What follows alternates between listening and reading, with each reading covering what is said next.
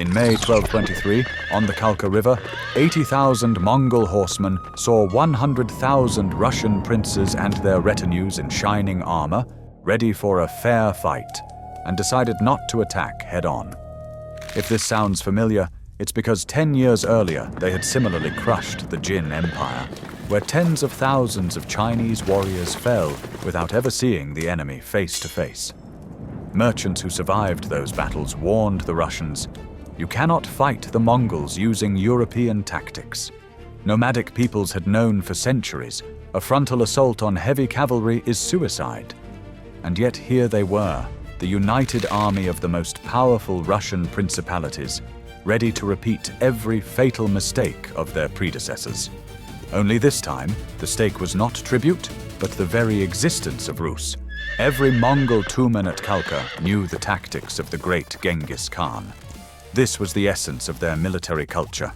The day nomadic archers discovered they could destroy any army in the world without losing a single man in close combat. They knew about the feigned retreat, the mangudai, elite warriors who lured the enemy, the deadly arrow rain from their bows. They grew up hearing stories of how the invincible walls of Samarkand and Beijing fell. The lesson was crystal clear. Against the Mongols, European tactics meant death. And yet the Russian princes, looking at almost the identical tactical situation as the defeated empires, had a battle plan that was literally charge in formation. It seemed European chivalry had collectively decided that dying in an honest battle was more honorable than winning a war. The Battle of Kalka should never have happened. The Mongols, under the command of Subutai and Jebe, came not to conquer Russes, but merely to scout forces after their victory over the Tumens. Their detachment was exhausted from years of campaigning, their horses were worn out, and the warriors dreamed of returning home. This campaign was supposed to be a routine reconnaissance mission, but turned into the greatest military catastrophe in the history of Rus.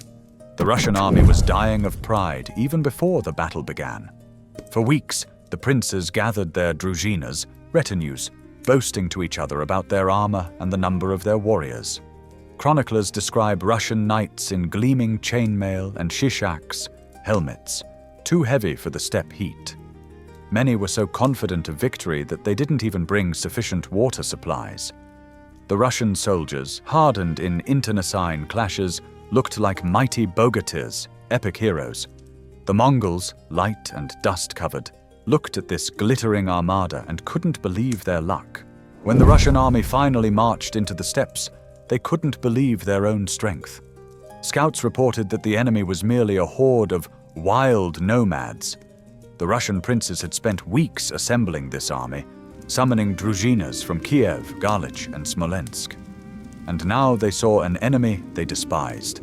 Russian commanders celebrated on the eve of battle, drinking mead, betting on who would capture more Tatars. Some discussed how they would divide the Mongol slaves and cattle.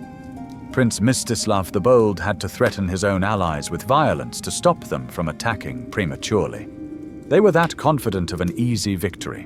The morning before the battle in the Russian camp was noisy and festive. The warriors were too confident to stay silent. Some were trying on trophy armor they hadn't even captured yet. Others were boasting to each other about deeds they hadn't yet performed. The princes ordered horns to be blown and drums to be beaten because they wanted the pagans to know who they were dealing with. Russian warriors saw Mongol patrols, scrawny horses, dark faces, simple weapons. Some Cuman allies tried to warn the Russians about Mongol tactics, but they were called cowards. By the start of the battle, the Russians were confident of victory, outnumbering the enemy, fighting in their native steppes. The only question was how much loot they would capture. The battlefield at Kalka was perfect for the Mongols and fatal for the Russians. The endless steppe without natural cover, flat as a table. It was essentially a shooting range for horse archers. The Mongols took up positions on gentle hills, allowing them to control the entire space. The Russians would have to attack uphill under continuous fire on sun-scorched earth. It was such an obvious trap that some experienced Russian commanders suggested waiting for the Mongols in a fortified camp. They were shouted down by young princes who thought honor demanded an immediate attack. The Mongols used the terrain with deadly efficiency. They divided their Tumens into small, mobile groups capable of instantly regrouping. Each archer had a supply of arrows and 3 horses. This was a tactic perfected over decades, one Europeans had never seen. The Russians would have to stretch out across the steppe, losing formation, walking straight into deadly fire. It was such an obvious trap that the Cuman Khan Kotyan begged the Russians not to advance. He was mocked and called a coward. On the morning of May 31st, the Russian princes held a war council that managed to ignore all lessons of military history. An experienced commander proposed a sensible plan: take up a defensive position, wear down the Mongols, force them to attack first. He was mocked by princes who called him a coward. Mstislav the Bold declared it would be dishonorable to wait for the pagans. Prince Mstislav of Kiev, trying to compromise, suggested at least coordinating the actions of the different družinas. He was told this showed a lack of faith in Russian courage. The final plan was essentially everyone forward together. The Russians had superb heavy cavalry, družina knights in full armor, who begged to be allowed to decide the battle with a single charge. Horse archers from their Cuman allies begged to be allowed to wear down the Mongols with skirmishing. The Russian princes refused, calling it dishonorable, to let steppe nomads decide the fate of the Russian army. The Cumans were literally sent forward as cannon fodder. Some Russian princes even drew their swords against their own allies, who tried to retreat after the first clash. The same feudal pride that had doomed the Crusaders at Hattin was about to doom them again. The Russians' final plan was simple, straightforward, and absolutely suicidal. They formed their 100,000 warriors into one huge line and ordered them to attack across the entire front. The družinas of different princes advanced each on their own, without a unified command.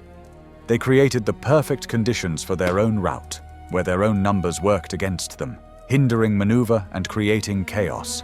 When the battle began on the morning of May 31st, the Mongols looked like ghosts, light horsemen in padded coats with small bows. The Russian knights in gleaming chainmail and helmets must have thought they were hunting savages. But these savages had one advantage. They fought as a single organism, while their opponents fought like a dozen warring armies. The first Russian attack began at dawn and immediately turned into chaos. The heavy družinas charged forward, but the Mongols did not accept battle. They retreated, shooting their bows backwards. The Russian horses, clad in armor, quickly became exhausted under the scorching sun. Within the first hour of the pursuit, they were already spent. The Mongols watched this slow pursuit and couldn't believe their luck. At a distance of 200 meters, they began their work. Thousands of arrows showered the Russian ranks. But this time, the Russians couldn't even catch the enemy. The endless steppe held them in the open space, like targets on a shooting range. Arrows found every gap in their armor. The Mongols, despite their long campaign, shot with inhuman accuracy. Their composite bows, though small, were deadly in the hands of riders who had grown up in the saddle. With 50,000 archers firing up to 12 shots per minute, this meant 600,000 arrows per hour falling upon the Russian warriors, who could not reply. When the Russians finally tried to retreat, the narrow crossing over the Kalka River created a catastrophe. 100,000 men rushed towards the single ford. People were pressed so tightly they couldn't move.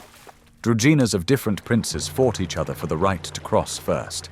The compression at the crossing became so extreme that people began dying without being struck. Warriors in the middle of the crush couldn't move their arms, couldn't fall, couldn't even breathe. They stood upright, held in place by the bodies around them, slowly suffocating in their armor. When the Mongols finally closed for melee combat, the Russians were so exhausted from the pursuit and so demoralized that they could barely fight. The Mongols, fresh and on swift horses, simply cut down the mass of bodies pressed against the river with their sabers. It was less of a battle and more of a slaughter. Amid this catastrophe, Prince Mstislav of Kiev, with a handful of his družina, tried to organize a defense on a hill. They held out for 3 days, but the Mongols did not storm them. They simply waited for the defenders' water to run out. The last Russian warriors died of thirst, while the Mongols calmly watched from neighboring hills. After 3 days of siege, the Mongols offered terms of surrender, promising to spare their lives. When the exhausted Russians laid down their weapons, they were tied up, thrown to the ground, and covered with wooden planks. On these platforms, the Mongol nobility held a feast, slowly crushing the prisoners under the weight of their own bodies, while celebrating their victory. The few surviving Russian warriors who witnessed this feast on bones couldn't believe what was happening. The sight of their princes and comrades slowly dying under the weight of the celebrating enemy was so shocking that the survivors would have preferred death in battle. This was a psychological blow from which Russes would not recover for centuries. Out of 100,000 Russian warriors, no more than 10,000 returned home. The flower of Kievan, Galician, and Volhynian chivalry was destroyed. Mongol losses were negligible, perhaps a few hundred men. This was a loss ratio of 100 to 1 in favor of the Mongols. When news of the catastrophe reached the Russian cities, panic ensued. Cities prepared for siege, but the Mongols left. They had accomplished their mission, to scout the forces of Russes and show that they could destroy any army. They returned 15 years later, and by then no one could oppose them. Kalka became more than just a battle. It was the beginning of the end for Kievan Rus. With the death of most of the Druzhina, the military elite capable of uniting the country disappeared. On that day at the Kalka River, it was not just an army that died. It was the hope for the independent development of Rus. The worst part of Kalka was not the number of dead, but the fact that the Russian princes had every opportunity to avoid it. They had overwhelming numerical superiority, better defensive armor, knowledge of the terrain. All they had to do was nothing. Not pursue, force the Mongols to attack. Instead, they rushed into the same trap that had doomed the Chinese and Khwarezmian armies, made the same mistakes, ignored the same advice, and died in the same steppe. This proved that Russian military culture valued personal bravery above victory, individual glory above collective success, and an honorable death above a sensible retreat. And incredibly, the Russian princes still hadn't learned their lesson. They continued to fight among themselves for another 15 years, until the Mongols returned and destroyed a now defenseless Rus. The greatest irony of Kalka was that the Mongols had not planned to conquer Russes in 1223. They came as scouts, and the Russians themselves showed them their weakness, their disunity, and their tactical incompetence. They themselves invited the conquerors, demonstrating that the richest lands of Russes were defended by princes incapable of agreement, even in the face of a common threat. Kalka proved that when two military doctrines clash, the one that wins is not the one with more heroes, but the one that is better organized. The Russian princes chose a glorious death alone over an ugly victory together, and lost their freedom for 250 years. Their tragedy serves as an eternal reminder. Pride incapable of compromise is simply a disguised suicide of an entire civilization.